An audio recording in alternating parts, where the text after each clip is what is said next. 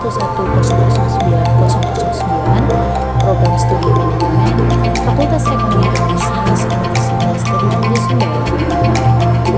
Di video kali ini, saya akan menjelaskan mengenai implementasi manajemen pengetahuan. Sebelum kita masuk ke penjelasan yang lebih lanjut terkait implementasi manajemen pengetahuan, terlebih dahulu kita harus mengetahui apa sih manajemen pengetahuan itu sendiri. Jadi, manajemen pengetahuan atau knowledge management merupakan sebuah proses yang sistematis untuk menciptakan, menangkap, berbagi, menggunakan, dan melestarikan pengetahuan dalam suatu organisasi. Nah, implementasi knowledge management yang efektif dapat meningkatkan kinerja organisasi, meningkatkan inovasi, dan meningkatkan manajemen keputusan. Nah, setelah kita mengetahui definisi dari manajemen pengetahuan itu sendiri, selanjutnya kita harus mengetahui apa sih pentingnya manajemen pengetahuan ini. Jadi, pemahaman yang kuat tentang manajemen pengetahuan tentunya dapat membantu organisasi untuk mengoptimalkan pengetahuan yang dimiliki. Nah, hal ini tentunya memungkinkan inovasi yang telah berkelanjutan dan keunggulan kompetitif. Apa aja sih pentingnya manajemen pengetahuan itu? Jadi, manajemen pengetahuan ini menjadi kunci suksesnya organisasi untuk mencapai keberhasilan di era digital ini. Ada beberapa alasan mengapa manajemen pengetahuan itu penting. Yang pertama itu dapat meningkatkan daya saing. Pengetahuan merupakan aset berharga yang dapat membedakan organisasi dari pesaing. Manajemen pengetahuan yang efektif dapat membantu organisasi memanfaatkan pengetahuannya secara maksimal agar menghasilkan produk dan layanan yang inovatif, meningkatkan efisiensi, dan mengambil keputusan yang lebih baik. Kemudian yang kedua, meningkatkan pembelajaran dan inovasi. Manajemen pengetahuan mendorong budaya berbagi pengetahuan dan kolaborasi yang dapat memicu pembelajaran dan inovasi. Dengan mudah mengakses dan berbagi pengetahuan, karyawan dapat belajar dari satu sama lain, mengembangkan ide-ide baru, dan menerapkan solusi yang lebih efektif. Kemudian yang ketiga, dapat meningkatkan pengambilan keputusan. Manajemen pengetahuan membantu organisasi mengumpulkan, menganalisis, dan menggunakan informasi yang lengkap untuk mengambil keputusan yang tentunya lebih baik. Dengan memahami pengetahuan yang tersedia, organisasi dapat membantu keputusan yang lebih strategis dan terinformasi. Yang keempat, meningkatkan retensi karyawan. Karyawan yang merasa dihargai dan diberdayakan, pengetahuannya lebih mungkin untuk tinggal di organisasi. Ujian pengetahuan menunjukkan kepada karyawan bahwa organisasi menghargai keahlian mereka dan ingin membantu mereka untuk berkembang. Selanjutnya, dapat memperkuat budaya organisasi.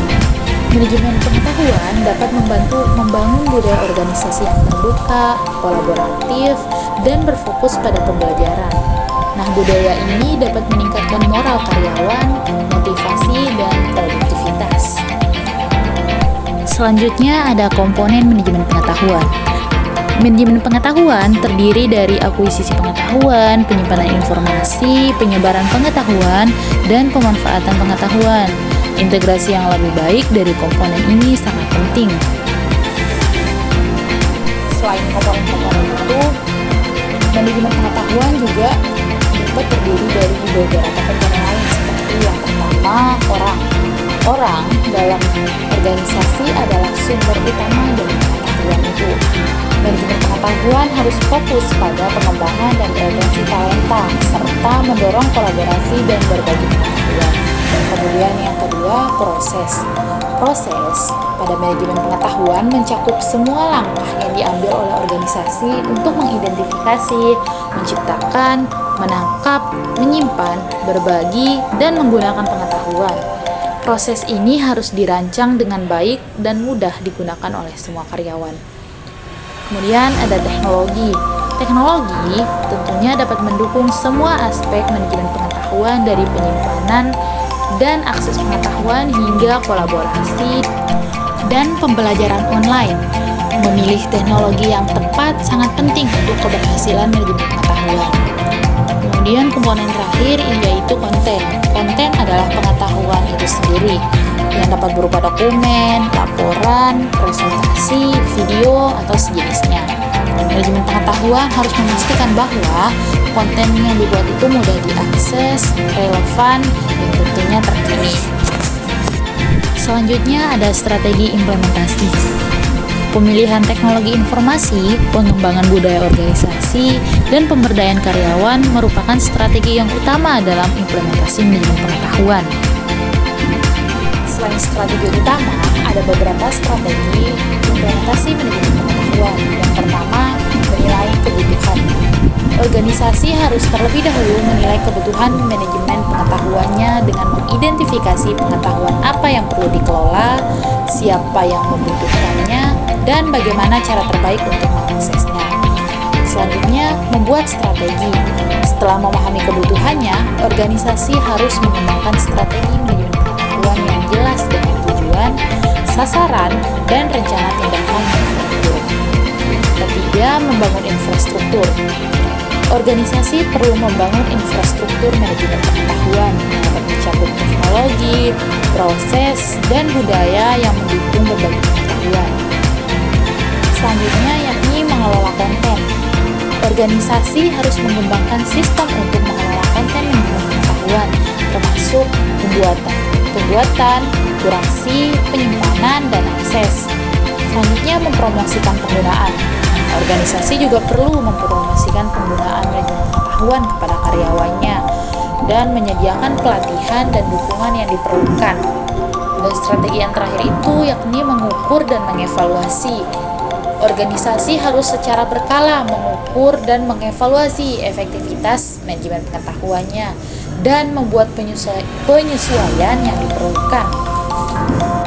Selanjutnya ada penerapan communities of practice, mentoring, dan platform berbagi telah terbukti efektif dalam meningkatkan manajemen pengetahuan.